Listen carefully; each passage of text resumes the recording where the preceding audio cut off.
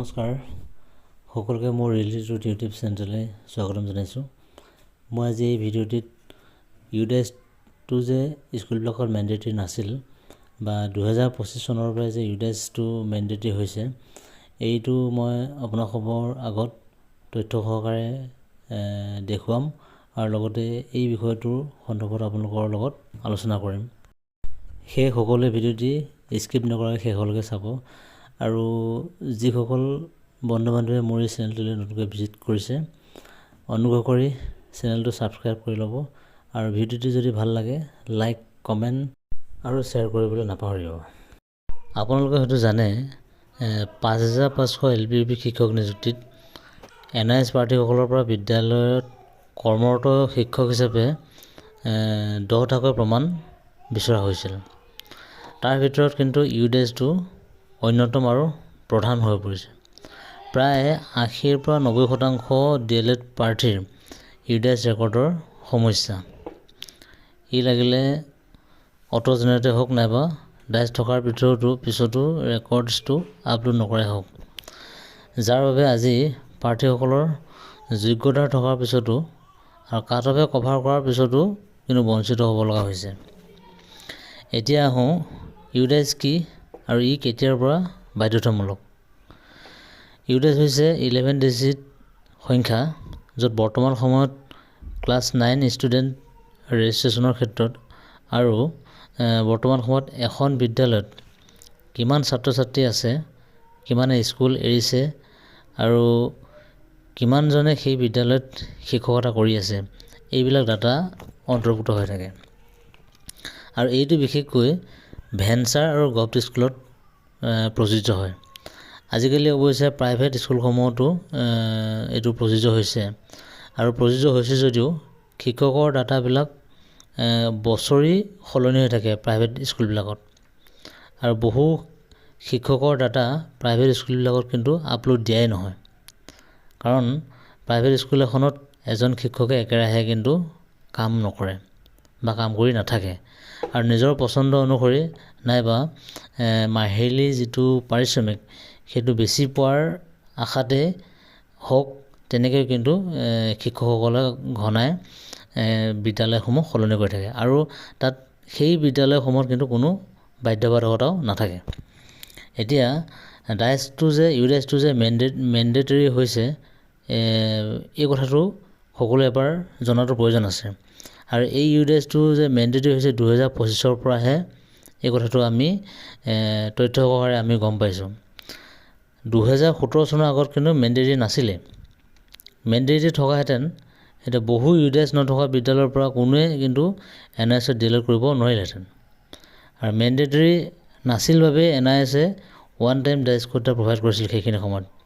আৰু মই এতিয়া আপোনালোকক স্ক্ৰীণত ব'ৰ্ড অফ ছেকেণ্ডেৰী এডুকেশ্যন আছামৰ ফালৰ পৰা 28 মাৰ্চ 2024 তাৰিখে প্ৰকাশ কৰা প্ৰথমটো নটিফিকেশ্যন পঢ়ি দিবলৈ ওলাইছোঁ। আপোনালোকে মন কৰিব। মই নটিফিকেশ্যনটো পঢ়ি দিছোঁ আৰু ইয়াত 1 নম্বৰ পইণ্টটোৱে মানে মূল point.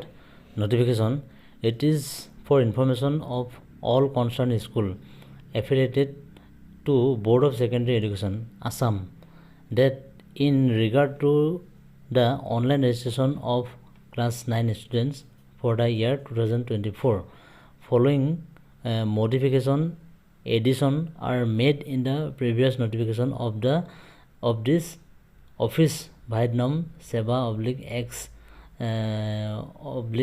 online res /01/2024/01 dated 15 March 2024. 1 number পইণ্টটো for registration process 11 digit UDISE code of school will be mandatory. However, if any school does not have the DISE code, then the school will put applied for in the field of UDISE code in the registration portal in my school page. The schools which does not have the UDISE code must apply for the same before the appropriate authority immediately and update it in registration portal before the registration process of next year, i.e. 2025 Further, all schools having UDISE code must enroll their students in the UDISE portal. From the next academic year, the school will not be able to continue registration of the students without their UDISE code. চমুকৈ ক'বলৈ গ'লে যি 11 digit UDISE number সেইটো প্ৰতিখন বিদ্যালয়ত mandatory হ'ব। বিদ্যালয়ত এতিয়ালৈকে UDISE নাই, সেই বিদ্যালয়সমূহত বাধ্যতামূলকভাৱে UDISEটো এপ্লাই কৰি ল'ব লাগিব। সেয়েহে আগন্তুক বৰ্ষত অৰ্থাৎ 2025 বৰ্ষত UDISEটো ষ্টুডেণ্ট ৰেজিষ্ট্ৰেশ্যনৰ কাৰণে বিশেষ প্ৰয়োজন হ'ব। আৰু যদি UDISEটো নাথাকে তেতিয়াহ'লে ষ্টুডেণ্টৰ ৰেজিষ্ট্ৰেশ্যনটো কিন্তু কণ্টিনিউ কৰিব পৰা নাযাব। এতিয়া আহোঁ আমি 2 নম্বৰ নটিফিকেশ্যনখনলৈ। 2 নম্বৰখন আছাম ষ্টেট স্কুল এডুকেশ্যন বৰ্ডৰ ফালৰ পৰা দিছিলে 19 April 2025 notification in partial modification to earlier letter vide নং ASSEB/D1/DS/RES/2/2025/02/04 dated 1st April 2025 regarding registration of student in class 9 for academic session 2025 to 26. It is for information of all concerned schools affiliated to Assam State School Education Board Division 1 that UDISE code has been exempted from being mandatory for registration of student in class 9 for academic session 2025 to 26. The relaxation will be applicable only for the current academic year. The schools which have not yet received UDISE code must acquire the same from the appropriate authority for registering student in the next academic session, i.e. 26 to 27. To Assam State School Education Board ফালৰ পৰা কৈছোঁ class 9 ষ্টুডেণ্টসকলৰ কাৰণে academic session 2025-26ত student ৰেজিষ্ট্ৰেশ্যনৰ কাৰণে UDISEটো mandatory হ'ব বুলি কৈছে। আৰু যিসমূহ বিদ্যালয়ত UDISEটো এতিয়ালৈকে পোৱা নাই সেইসকলক মানে UDISEটো যোগাযোগ কৰি UDISEটো ল'বৰ কাৰণে কৈছে আৰু যাতে 2026-27 যাতে ষ্টুডেণ্ট ৰেজিষ্ট্ৰেশ্যনটো কৰিব পাৰে। এতিয়া আহোঁ আমি 3 নম্বৰখন অৰ্ডাৰ।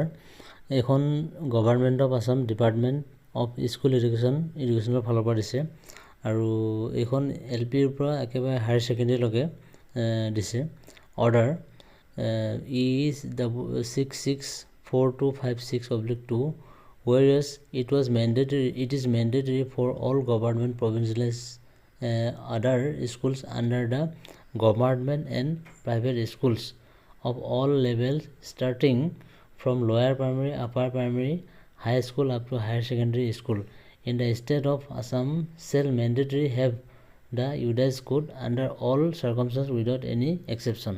কৰিছে যে চৰকাৰী স্কুলে হওক বা প্ৰাদেশিক স্কুলে হওক নাইবা অন্য চৰকাৰী অন্তৰ্ভুক্ত স্কুলবিলাকে হওক নাইবা ব্যক্তিগত খণ্ড বিদ্যালয়বিলাকে হওক আৰু লয়াৰ প্ৰাইমাৰী হওক আপাৰ প্ৰাইমাৰী হওক বা হাই স্কুল আৰু হাই ছেকেণ্ডেৰী যিমানবিলাক আছে ইয়াত মানে কোনো ধৰণৰ ব্যতিক্ৰম নহ'ব, UDISEটো মেণ্ডেটৰী হ'ব। Whereas it has come to the notice of the Department of School Education that some schools are yet to obtain or assign with UDISE code. এই নটিছখন স্কুল ডিপাৰ্টমেণ্ট অফ স্কুল এডুকেশ্যনৰ ফালৰ পৰা অহা বুলি কৈছে আৰু কিছুমান স্কুলে ইতিমধ্যে UDISEবিলাক পাইছে। Therefore, it shall be mandatory for all the defaulting school to have the UDISE code of their respective schools without any further delay. এইটো মেণ্ডেটৰী হ'ব আৰু যিবিলাক স্কুল ডিফল্ট হৈ আছে সেইবিলাক স্কুলত মানে যিকোনো প্ৰকাৰে কোনো ধৰণৰ আপত্তি নোহোৱাকৈ UDISEটো ল'ব লাগিব। The respective directors under school education, inspector of school, BDOs and BEOs of all districts shall ensure that all category of schools under their jurisdiction including private school are assigned with the UDISE code immediately. মানেও school education ডাইৰেক্টৰৰ ফালৰ পৰা IS DO আৰু BO আৰু প্ৰতিখন জিলাৰ LPৰ পৰা একেবাৰে হাই ছেকেণ্ডেৰীলৈকে আৰু লগতে প্ৰাইভেট স্কুলকো সামৰি লৈছে UDISEটো সোনকালে সংগ্ৰহ কৰিবলৈ কাৰণে কৈছে। Violation of the order shall be seriously viewed by the Department of the School Education and any non-compliance notice hereinafter responsibility shall be fixed against the delinquent official and the management of the school. Order shall come into force with immediate effect. এই অৰ্ডাৰটো যদি কোনোবাই পালন নকৰে তেতিয়াহ'লে school education ডিপাৰ্টমেণ্টৰ ফালৰ পৰা কিন্তু স্কুল মেনেজমেণ্ট অৰ্থাৎ স্কুলবিলাকলৈ মানে একশ্যন ল'ব আৰু ফলপ্ৰসূ হোৱাকৈ মানিব লাগিব। SD SN Choudhury IAS Secretary to the Government of Assam Department of School Education। আৰু এই অৰ্ডাৰ কপিটো ক'লৈকে পঠাইছে এইটো 1 নম্বৰ দ্য মিছন ডাইৰেক্টৰ সমগ্ৰ শিক্ষা Assam Kahilipara, 2 number the director of elementary education Assam Kahilipara, 3 number the director of secondary education Assam Kahilipara, 4 number the managing director আদৰ্শ বিদ্যালয় সংগঠন, 5 number all inspector school /BO/DO for information and necessary action. Digitally signed by Shahnawaz Chaudhary dated 17/6/2025. Secretary and Government of Assam Department of School Education. আগৰ নটিফিকেশ্যনখনৰ পিছত যি শেষৰ অৰ্ডাৰটো পঢ়ি শুনাই দিলোঁ, এই অৰ্ডাৰটো কিন্তু কঠোৰভাৱে স্কুলবিলাকলৈ মানে পঠাইছে যে UDISE মেণ্ডেটৰী, UDISE লাগিব, UDISE নহ'লে কিন্তু স্কুলবিলাক চলাবলৈ দিয়া নহ'ব। ইয়াৰ পৰা আমি কি বুজিলোঁ যে UDISE মেণ্ডেটৰী 2025 চনৰ পৰা হৈছে। যদি আগতে মেণ্ডেটৰী আছিলে তেতিয়াহ'লে আজি 25 চনত কিয় এই অৰ্ডাৰটো দিব লগা হ'ল?